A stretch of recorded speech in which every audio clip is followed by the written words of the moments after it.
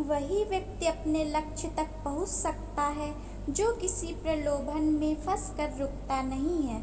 इस संबंध में एक लोक कथा प्रचलित है।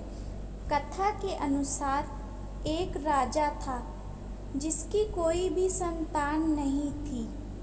वह बूढ़ा हो गया था तो इस बात की चिंता होने लगी कि मेरे बाद इस राज्य को कौन संभालेगा। राजा ने अपने गुरु से पूछा, इस समस्या का कोई तो हल होगा। गुरु ने कहा, राजन, अपनी प्रजा में से किसी योग्य व्यक्ति को उत्तराधिकारी बना देना चाहिए। ये बात राजा को समझ आ गई। उसने अपने मंत्री से कहा कि प्रजा के बीच ये घोषणा करवा दें कि कल जो भी व्यक्ति सूर्यास्त से पहले मुझसे मिलने राजमहल तक आएगा उसे इस राज्य का उत्तराधिकारी नियुक्त कर दिया जाएगा। ये बात सुनकर मंत्री ने कहा कि महाराज, ये तो बहुत ही आसान है, पूरी प्रजा ही राजा बनने के लिए यहाँ पहुँच जाएगी। राजा ने कहा, ऐसा नहीं होगा, मुझ तक सिर्फ योग्य व्यक्ति ही पहुँचेगा, आप घोषणा करवा दीजिए।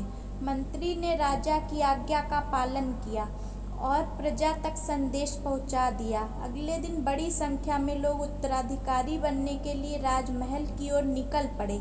महल के बाहर राजा ने एक बड़े मेले का आयोजन किया था। मेले में शराब थी, नाच गाना हो रहा था, तरह तरह के स्वादिष्ट पकवान थे, कई तरह के खेल वहाँ हो रहे थे। पूरी प्रजा उस मेले में ही उलझ गई। अपनी अपनी पसंद के हिसाब से लोग मज़ा लेने लगे और सभी ये बात भूल गए कि उन्हें राजा से मिलने जाना है।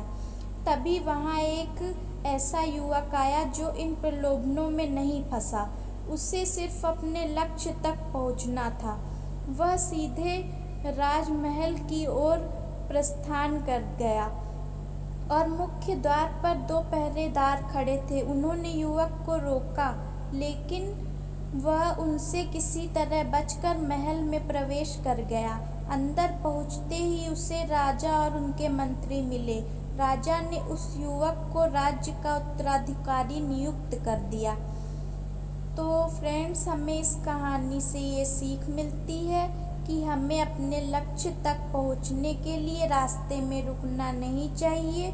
चाहे कितनी भी बड़ी रुकावट आ जाए, हमें डटकर उस रुकावट का सामना करना चाहिए।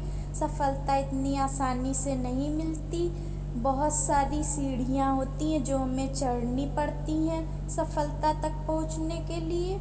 और सफलता मिलने के लिए हमें तब तक आगे बढ़ते रहना चाहिए जब तक कि हमें सफलता मिल ना जाए, जब तक कि हम सफल हो ना जाएं।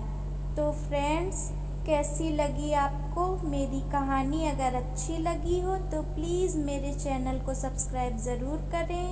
बाय।